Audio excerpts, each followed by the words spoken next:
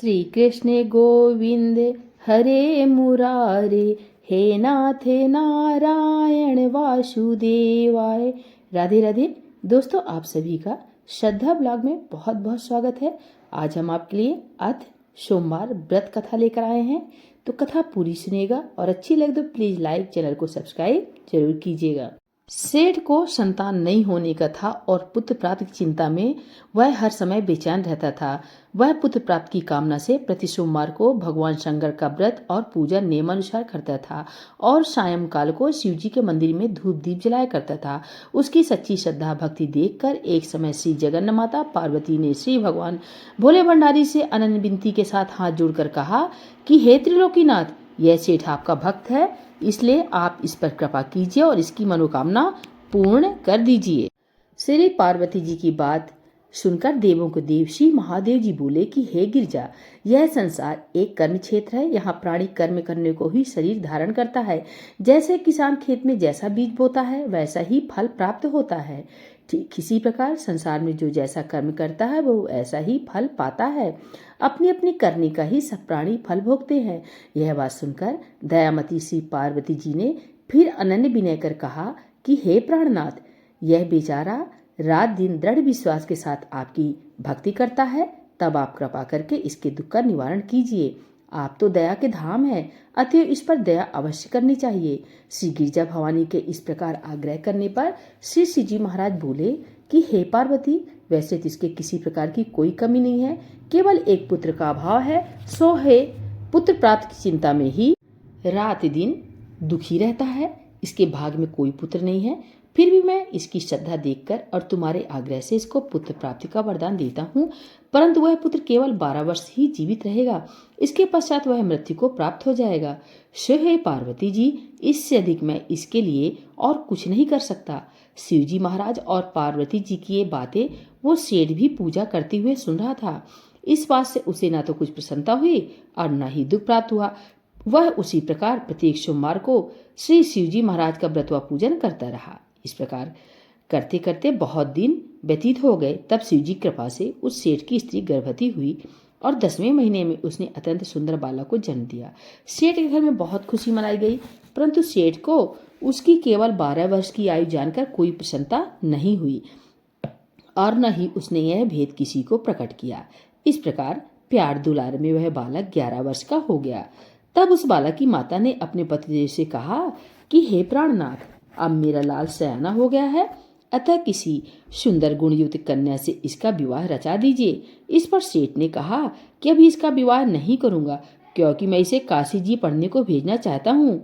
इतना कहकर सेठ ने उस बालक के मामा को बुलवा लिया और उसे बहुत सा धन देकर कहा कि तुम इसे पढ़ने के लिए काशी जी ले जाओ।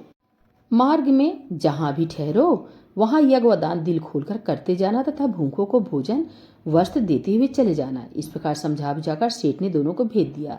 वे दोनों मामा भांजे यज्ञ रचाते, भूखों को वस्त्र और भोजन तथा ब्राह्मणों को दान देते हुए चले जा रहे थे। चलते चलते मार्ग में एक शहर में रुके। दैवयोग से उस नगर के राजा की कन्या का विवाह होने वाला था और वर पक्ष का जो राजा बारात लेकर आया था उसका लड़का एक आंख से काना था।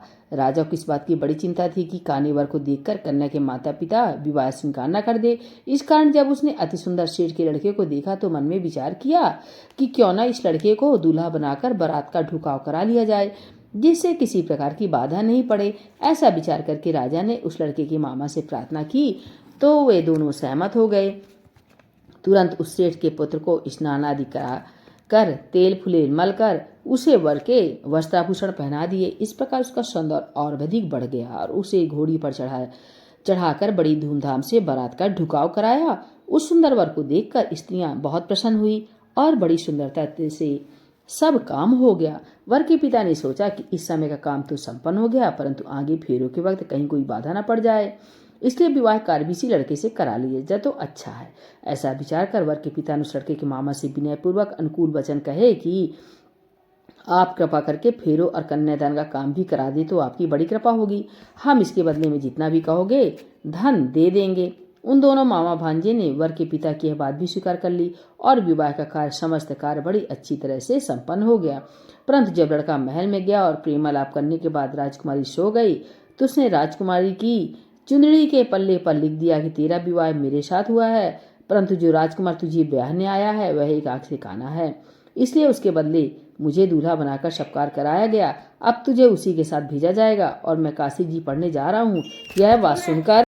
यह बात लिखकर सेठ का पुत्र तो चला आया, और जब राजकुमारी सोते से उठी और अपनी चुनरी के पल्ले पर यह बात देखी तो उसने काने राजकुमार के साथ जाने से इनकार कर दिया और साफ कह दिया कि मेरा पति नहीं है।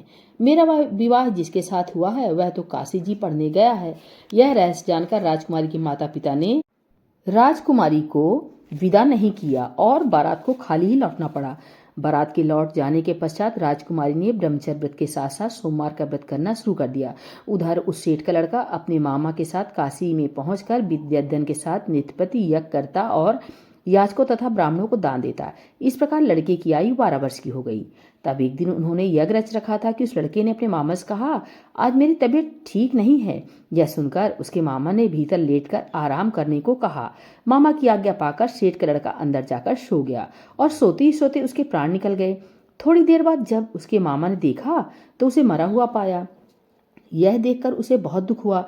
फिर उसने सोचा यदि इस समय रोना पीटना किया तो यज्ञ अधूरा रह जाएगा, अतः उसने धैर्य धारण कर यज्ञ को संपूर्ण कराया और ब्राह्मणों को भोजन वस्त्र व दान देकर विदा कर दिया। यज्ञ में सब देवताओं सहित वहां शिव पार्वती जी भी आए हुए थे। माता पार्वती जी ने तमाम हाल जानकर और सुंदर गुणयुक्त सेठ के पुत्र को मरा हुआ देखकर शिव जी से कहा कि हे प्रभु, यह तो उसी सेठ का पुत्र है जो कि आपके वरदान से हुआ था। पार्वती जी की बात सुनकर शिव जी ने कहा, पार्वती, इसकी आयु इतनी ही थी सो ये भोग चुका। तब पार्वती जी बोली कि हे प्रभु जी, यज्ञ में समस्त देवताओं सहित आपने जो भोग यज्ञ के ग्रहण किए हैं वे सभी निषेध हो गए, क्योंकि यह यज्ञ के समय से ही मरा पड़ा है, इसलिए आपको इसे जीवन दान देना चाहिए। दूसरे एक अबला के साथ इसका विवाह हुआ है और वह आज तक आपका व्रत व पूजन प्रत्येक सोमवार को करती है। उसकी आत्मा की पुकार को आपका व्रत और पूजन कर रहा है। क्या वह आपका परम भक्त इसका मरना सुनकर दुख नहीं पाएगा? सो हे प्रभु, आप कृपा करके इसे जीवन दान दीजिए। इस प्रकार पार्वती जी के बार बार आग्रह करने पर शिव जी ने उसको जीवन दान दे दिया। तब शिव जी की कृपा से वह सेठ का लड़का पुनः जीवित हो गया और शिव पार्वती कैलाश को चले गए। अब वह लड़का और उसका मामा प्रसन्नचित उसी प्रकार यज्ञ करते कराते हुए अपने घर को वापस लौटे और उसी नगर में आए जहां उसका विवाह हुआ था। वहां पर जब उन्होंने उस नगर में यज्ञ आरंभ कराया तो खबर पाते ही रानी उस सेठ के लड़के को पहचानकर उसे राजमहल में ले गए और वहां उनकी बहुत खातिरदारी की। इसके बाद बहुत सारा धन दे दास दासियों सहित अपनी लड़की और जमाता को विदा कर दिया। अब वे सब उसी प्रकार यज्ञ रचाते हुए अपने नगर में आ गए। तब उसके मामा ने कहा कि मैं पहले तुम्हारे घर जाकर खबर कर दूं। इतना कहकर मामा चल दिया। उस समय उसके माता पिता अपने ऊंचे मकान की छत पर इस विचार से बैठे हुए थे कि यदि हमारा पुत्र सकुशल वापिस लौट कर आया तो हम भी छत पर से उतर आएंगे, अन्यथा वहीं से गिरकर अपने प्राणों का अंत कर देंगे। उसी समय लड़के के मामा ने आकर यह समाचार दिया कि आपका पुत्र सकुशल आ गया है, परंतु उनको विश्वास नहीं आ रहा था। तब लड़के के मामा ने शपथपूर्वक तमाम बीता हुआ हाल सुनाया और कहा कि आपका पुत्र राजा की लड़की से विवाह करके अनेक दास दासियों सहित राजकुमारी को लेकर आया है। तब तो सेठ ने बहुत खुशी से उनका स्वागत किया और आनंद व प्रसन्नता से रहने लगे। इसी प्रकार जो कोई सोमवार के व्रत को धारण करेगा अथवा इस पुण्य करने वाली कथा को पढ़ेगा या सुनेगा, उसके सब दुख दरिद्र नष्ट हो जाएंगे और सब उसकी सभी मनोकामनाएं पूर्ण होगी। इसमें तनिक भी संदेह नहीं है। इति सोमवार व्रत कथा समाप्त। बोले भोलेनाथ भगवान की जय, माता गौरी की जय।